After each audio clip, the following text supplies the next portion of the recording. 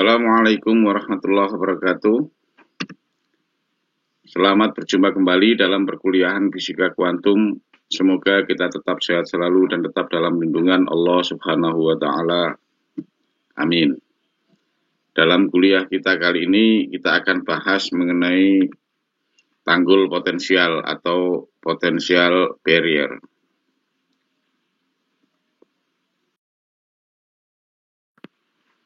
Dalam bahasan tanggul potensial ini, kita akan meninjau sistem tanggul potensial bermatra 1 atau berdimensi 1, sebagaimana dinyatakan dalam gambar 1 ini. Dianggap berkas sejarah bergerak dari kiri ke kanan. Daerah 1 dan daerah 3 itu VC-nya sama dengan 0. Sementara daerah 2 VC-nya sama dengan V0, yaitu daerah antara minus A sampai A.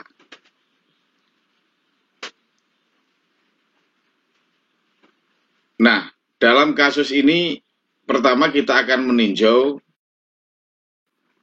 energi sistem yang lebih besar dari 0 dan lebih kecil dari V0. Nah, di dalam kasus E lebih besar 0 dan lebih kecil V0 ini akan ada dua gejala, yaitu gejala penerobosan dan gejala pemantulan.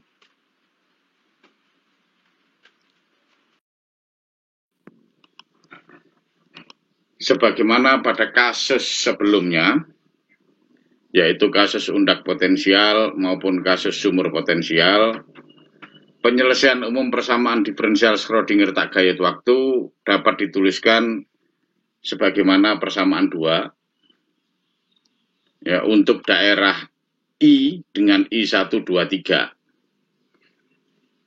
Namun untuk kasus tanggul potensial ini, K1 sama dengan K3, yaitu pada daerah 1 dan 3, sama dengan akar 2ME per H bar kuadrat, yang kita definisikan sebagaimana pada pembahasan sebelumnya, yaitu kappa, dengan E yang mirip dengan epsilon ini adalah kuantitas atau besaran yang selalu bernilai positif.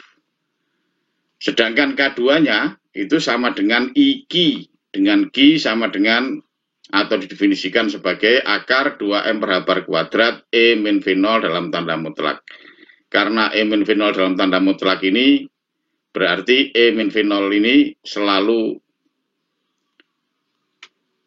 bernilai positif. Karena itu Q ini merupakan kuantitas atau besaran real. Nah, dengan memperhatikan kaitan 3A, 3B, dan persamaan 2, kita dapatkan 3 macam penyelesaian umum yang terkait dengan daerah 1, 2, dan 3, sebagaimana dinyatakan dalam persamaan 4, yaitu 4A, 4B, dan 4C. Nah, kita perhatikan bahwa pada daerah 1 dan 3, yaitu persamaan 4 dan persamaan 4C, C1 dan C3 itu merupakan fungsi harmonik. Ditandai dengan pangkat dari E, yaitu E pangkat plus minus I kappa X. Sementara daerah 2, yaitu persamaan 4B, C2 itu merupakan fungsi hiperbolik yang ditandai dengan pangkat dari E, yaitu plus minus Qx, yang merupakan kuantitas atau besaran yang real. Tidak ada unsur I-nya di sini. Nah, selanjutnya kita lihat bahwa pada daerah 3, ya, itu tidak ada indikasi berkas ziarah bergerak dari kanan ke kiri. Adanya cuma dari kiri ke kanan. karena itu suku kedua yang mengindikasikan berkas bergerak dari kanan ke kiri harus lenyap. Ya. Nah, untuk membuat suku kedua ini lenyap, maka B3-nya, tetapan B3 ini harus sama dengan 0. Berbeda dengan daerah 1, indikasi partikel bergerak atau berkas sejarah bergerak dari kanan ke kiri itu ada, yaitu berkas yang terpantulkan oleh tanggul potensial. Ya, karena itu, untuk daerah 3, si 3-nya hanya mengandung satu suku, yaitu A3 E pangkat I kappa X.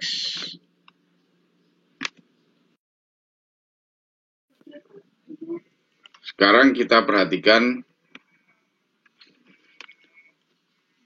pada daerah 1, fungsi gelombang diberikan oleh persamaan C1 sama dengan A1 E I kappa X plus B1 E pangkat minus I kappa X. Sedangkan pada daerah 3, fungsi gelombangnya diberikan oleh C3 sama dengan A3 E pangkat I kappa X.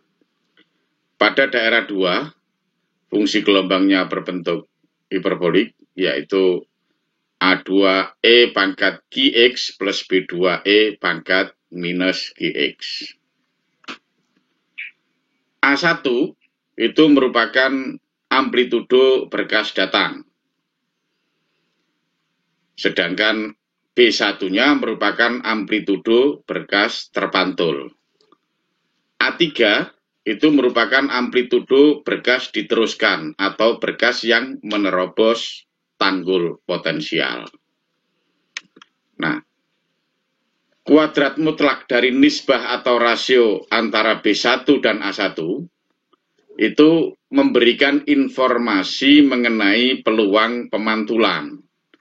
Sedangkan nisbah antara A3 dan A1 itu memberikan informasi mengenai peluang penerobosan. Karena itu, pada kasus ini kita akan menentukan nisbah berbagai tetapan yang ada, yaitu B1 dan A1, kemudian nisbah antara A3 dan A1. Nah, untuk mendapatkan rasio itu atau perbandingan antara B1 A1 dan A3 B3, kita akan terapkan syarat kemalaran pada minus A dan pada A. Pertama, syarat kemalaran pada minus A, C1X pada X sama dengan minus A harus sama dengan C2X pada X sama dengan minus A. Dan ini akan memberikan persamaan 5A.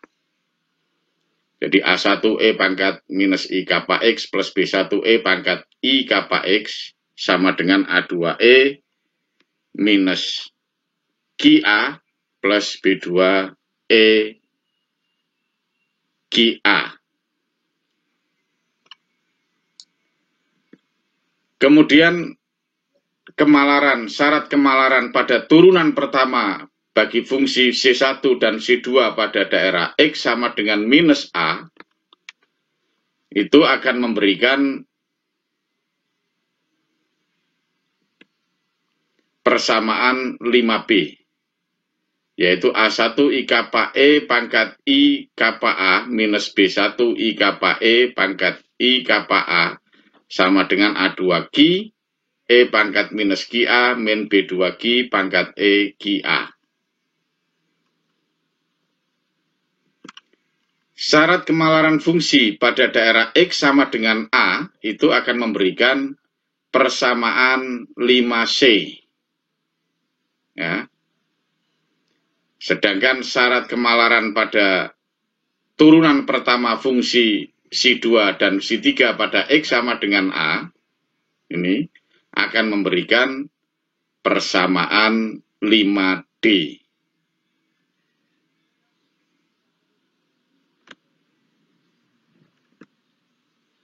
Nah, selanjutnya bagaimanakah mendapatkan nisbah B1 per A1 atau nisbah antara B1 dan A1 dan A3 dan antara A3 dan A1?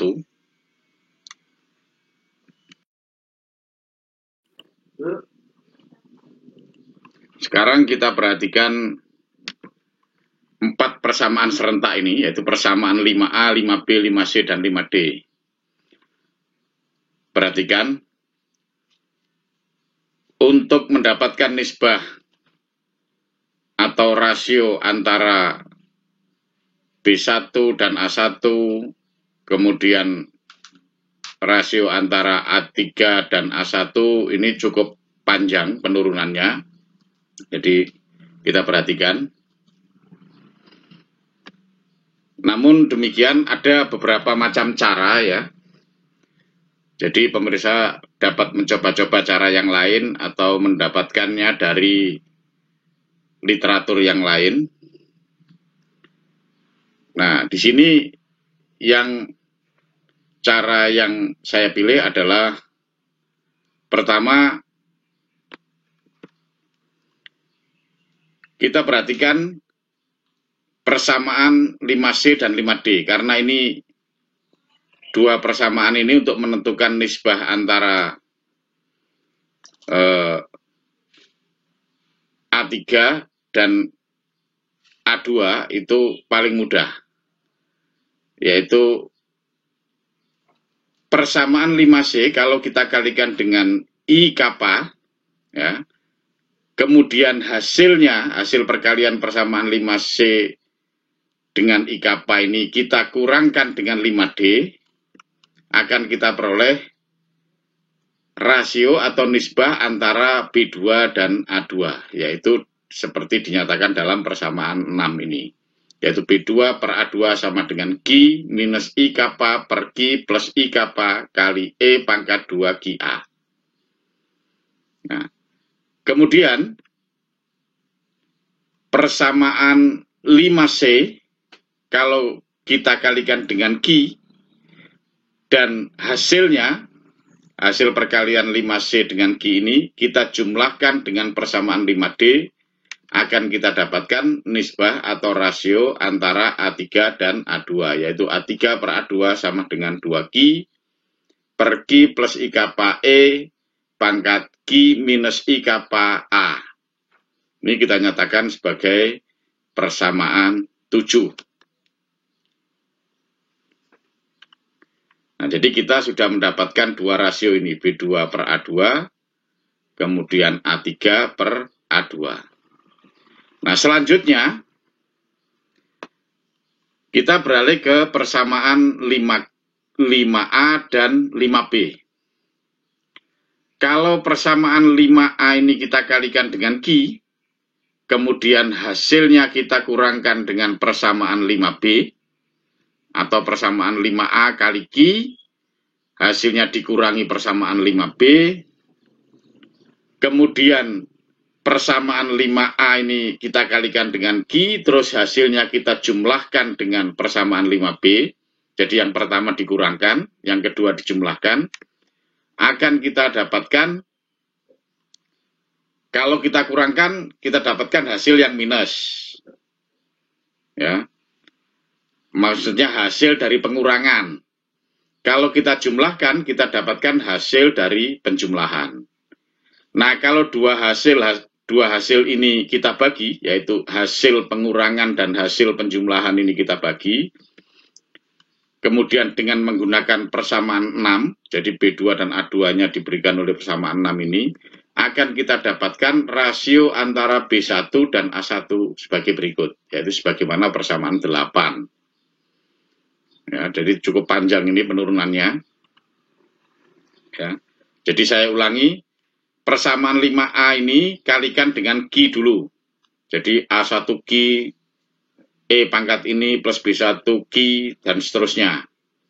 Nah, kemudian hasil dari perkalian dengan Q, ya, itu kita kurangkan dengan persamaan 5B, ketemu hasil pengurangan.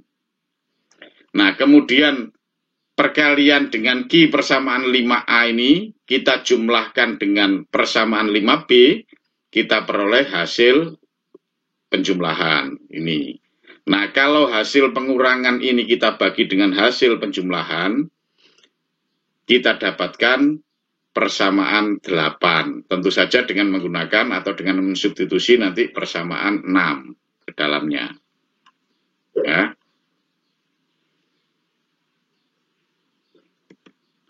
Nah, serupa dengan cara ini, ya. Jadi, pemirsa atur-atur ini. Nah, dari persamaan 5A dan 5B, kita juga dapatkan persamaan 9. Yaitu persamaan A2 per A1 sama dengan E min I kappa A dan seterusnya ini. Nah, dari persamaan 7, ya, yaitu nisbah antara A3 dan A2, dan persamaan 9, yaitu nisbah dari A2 dan A1, kita akan dapatkan persamaan 10, yaitu nisbah antara A3 dan A1. Ya, jadi A3 per A1 sama dengan ini.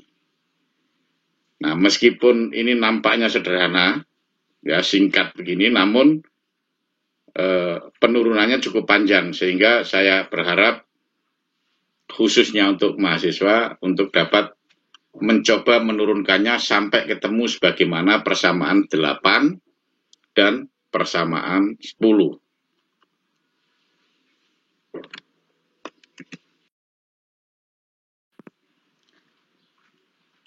Sekarang kita tuliskan lagi persamaan 8, yaitu nisbah atau rasio antara B1 dan A1. Nah, rasio ini akan memberikan peluang pemantulan, yaitu R, koefisien refleksi, sama dengan kuadrat mutlak dari B1 per A1. Sebagaimana yang dinyatakan hasilnya dalam persamaan 11. Nah, sebagai catatan, kuadrat mutlak ini bukan kuadrat biasa, yaitu kalau X kuadrat mutlaknya itu sama dengan X star X atau X kompleks konjugate kali X. Ya. Nah, jadi biasanya kalau X ini adalah besaran kompleks, misalkan mengandung unsur I, katakanlah X itu sama dengan IA itu, maka X star kompleks konjugatnya adalah minus IA. Jadi minus IA kali IA gitu ya. Oke, catatan saja itu. Nah, selanjutnya dari persamaan 10 yaitu nisbah atau rasio antara A3 dan A1, kita akan dapatkan peluang penerobosan, yaitu T sama dengan kuadrat mutlak dari A3 per A1, yang hasilnya dinyatakan dalam persamaan 12 ini. Nah, kalau kita jumlahkan antara R dan T, maka hasilnya harus sama dengan 1. Jadi kalau peluang pemantulan kita jumlahkan dengan peluang penerobosan atau koefisien refleksi dan koefisien transmisi kita jumlahkan, hasilnya akan sama dengan 1, sebagaimana persamaan 13 ini. Jadi, artinya apa? Kalau kita jumlahkan antara berkas yang dipantulkan dan berkas yang diteruskan atau yang menerobos, itu amplitudonya, jumlahnya akan sama dengan amplitudo berkas datang. Jadi intinya tidak ada amplitudo yang hilang.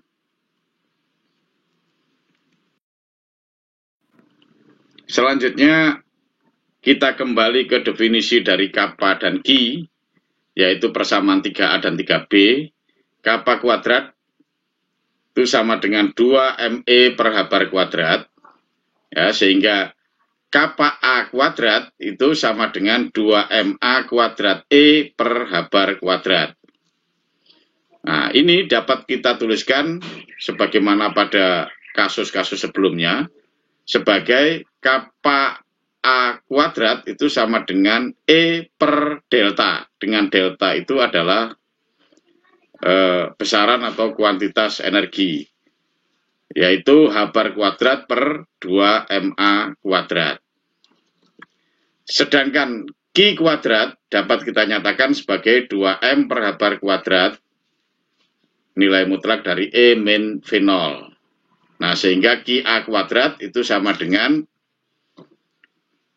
E min V0 per delta. Dapat dinyatakan seperti ini. Dengan delta itu adalah ini, H bar kuadrat per 2MA.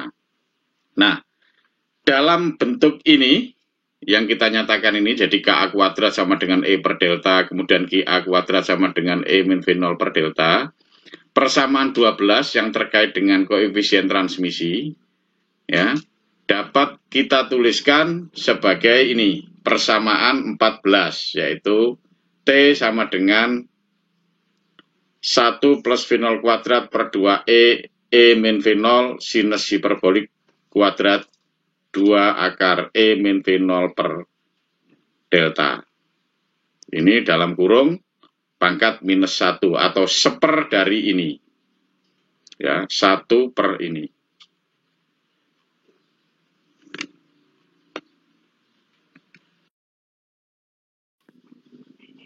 Sekarang kita perhatikan persamaan 14 itu ini, ya.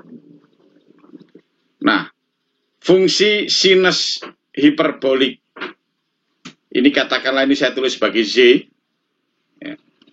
Jadi fungsi sinus hiperbolik Y itu sama dengan setengah dalam kurung E pangkat Y minus E pangkat minus Y.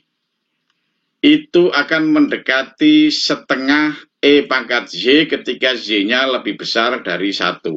Jadi kalau Y-nya lebih besar dari 1, ini kan pangkat 1 per E pangkat, gitu kan.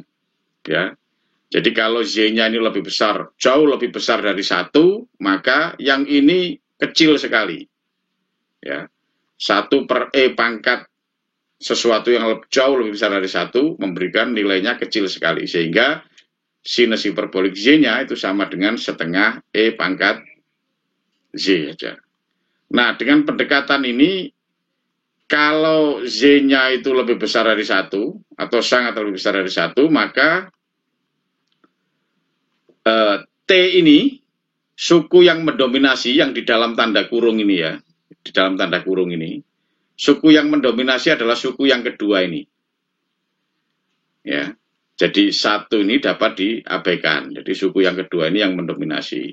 Sehingga kita dapat nyatakan T itu mendekati ini persamaan 15 ini, yaitu 16 E min V0 E per V0 kuadrat E pangkat minus 4 akar E min V0 per delta.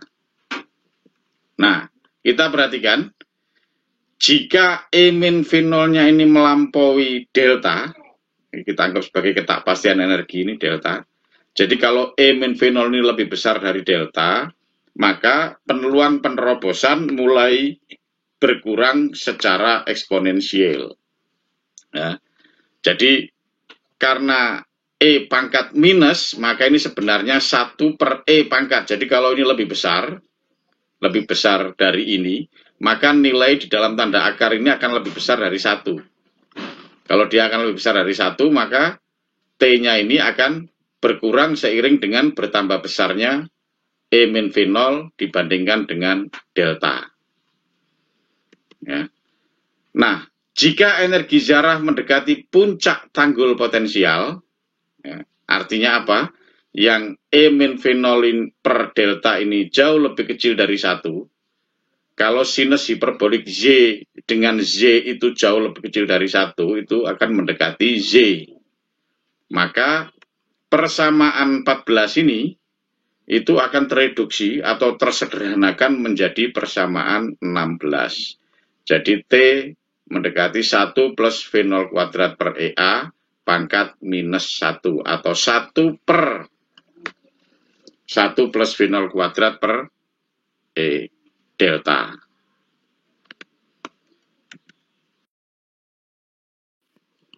Nah, hasil dari penurunan kita tadi dapat dinyatakan sebagaimana gambar 2, yaitu terkait dengan terobosan kuantum. Jadi ini amplitudo berkas datang, ya, katakanlah panjang gelombangnya lambda 0 itu 2pi per K0 itu. Nah, kemudian melewati tanggul potensial, nah dia seolah-olah meluruh begini, ya, karena fungsinya ini hiperbolik bukan fungsi harmonik. Kemudian keluar dari tanggul, nah ini yang menerobos tanggul, itu berubah kembali menjadi fungsi harmonik. Ya, dengan lambda 0 tetap sama, 2pi per K0, namun amplitudonya berbeda. Jadi amplitudo terobosan itu lebih kecil dibandingkan dengan amplitudo gelombang datang. Artinya apa? Gelombang yang menerobos ke tanggul potensial itu berkasnya itu lebih kecil atau lebih sedikit dibandingkan dengan berkas gelombang datang.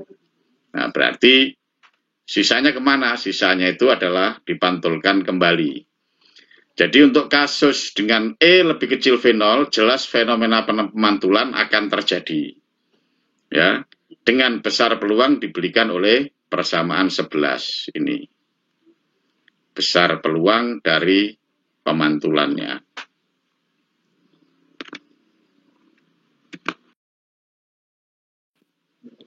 Selanjutnya adalah kasus E lebih besar V0. Ya, yaitu kasus apabila berkas zarah datang itu mempunyai atau memiliki energi yang lebih besar dibandingkan dengan energi tanggul atau tanggul potensialnya. Pertanyaannya adalah, apakah kasus yang demikian itu masih ada gejala pemantulan?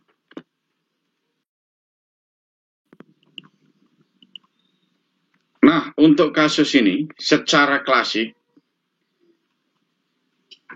kasus E lebih besar V0 jelas tidak ada gejala pemantulan. Jadi, secara klasik, berkas zarah terus diteruskan begitu saja. Nah, selanjutnya bagaimana menurut pendekatan mekanika kuantum? Untuk E lebih besar V0, yaitu kita tuliskan E min V0 lebih besar dari 0, K2 pada persamaan 3B bernilai real. Ya, jadi K2 itu bernilai real, sehingga K2-nya sama dengan Q. Karena itu penyelesaian untuk daerah 2, yaitu persamaan 2 ini, ya, alih-alih persamaan 4, jadi sebagai ganti dari persamaan 4 ini, adalah penyelesaian harmonik, bukan hiperbolik. Kalau ini kan hiperbolik ya. Nah, tapi kalau E minus V0-nya lebih besar 0, otomatis K2-nya itu sama dengan Q, karena bernilai real. Ya. Nah, karena itu persamaan gelombang untuk daerah 2 atau C2X-nya dapat dinyatakan sebagai persamaan 17, yaitu V2 sama dengan A2E pangkat IQX plus B2E pangkat minus IQX. Nah, persamaan 17 di atas atau persamaan 17 ini dapat diperoleh dari persamaan 4B ini dengan mengubah Q atau mengganti Q alih-alih Q menjadi IQ. Ya.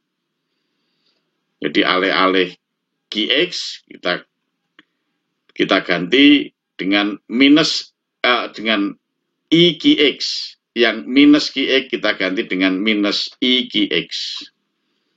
Nah, akibatnya sejumlah persamaan nisbah atau persamaan rasio atau perbandingan antara misalkan B1 dan A1, kemudian perbandingan antara A3 dan B3, itu juga dapat diperoleh dari sejumlah persamaan nisbah pada kasus sebelumnya, hanya melalui pergantian Q dengan IQ. Dengan mengganti semua Ki dengan Iki pada persamaan nisbah sebelumnya, ya. Jadi dengan alih-alih persamaan 8, kita akan dapatkan nisbah antara B1 dan A1 itu sama dengan ini. Ya. Jadi semua Ki dalam persamaan 8 itu kita ganti dengan Iki. Itu akan kita dapatkan persamaan ini.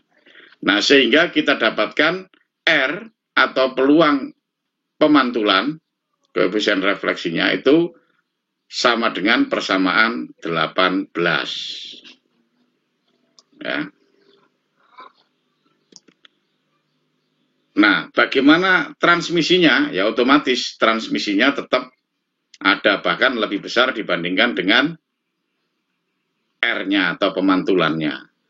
Dan T atau peluang transmisinya, peluang bergas diteruskan itu sama dengan 1 minus R atau peluang refleksi atau pemantulan.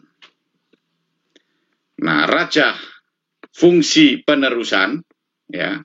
Jadi kalau dirajah begitu, fungsi penerusan T sama dengan 1 min R terhadap nisbah energi, ya, terhadap perbandingan energi antara E dan V0 potensialnya.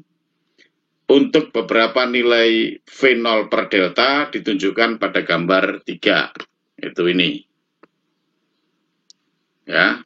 Jadi untuk V0 per delta sama dengan 1, kurva yang solid ini. Ya, untuk V0 per delta sama dengan pi kuadrat per 4, misalkan itu kurva yang putus-putus tapi yang garisnya agak panjang-panjang ini. Nah, kurva titik-titik ini menggambarkan untuk kasus V0 per deltanya sama dengan 16.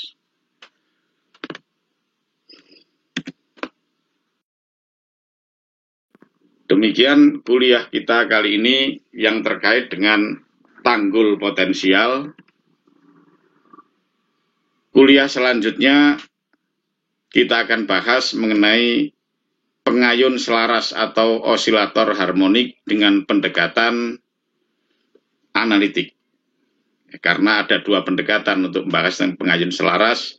Yang pertama adalah pendekatan analitik, yang kedua nanti pendekatan dengan metode operator. Sekian, mohon maaf bila ada yang salah, dan terima kasih. Wassalamualaikum warahmatullahi wabarakatuh.